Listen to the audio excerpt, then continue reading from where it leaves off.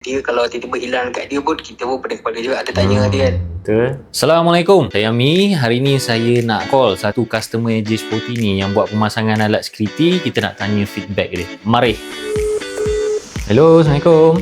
Ni saya Ami bang daripada EasyTrack. Okey. Ni nombor baru saya bang. Oh, okey. Nombor lama dah tak pakai bang, saja nak inform.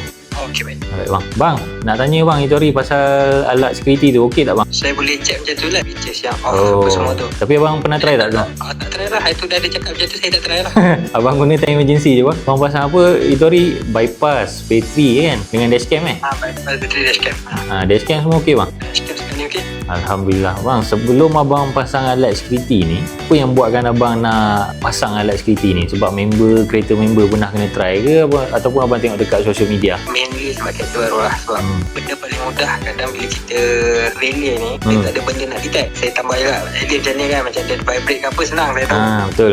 Dia engine on, okey senang saya tahu. Okey, engine tergerak, engine ada start ke apa, senang. Ni lepas dah pasang ni macam mana bang? Dapat peace of mind tak? Ada peace of mind lah. Jadi pun tanya tak banyak keluar negeri lagi. Dia tanya mostly kalau main dia reason owner pakai, saya sedang kalau apa-apa jadi saya boleh tengok. Dia kalau tiba-tiba hilang dekat dia pun, kita pun pening kepala juga ada tanya dia kan. Explanation pasang alat security, pasal pemasangan semua okey bang? Okey, tak apa.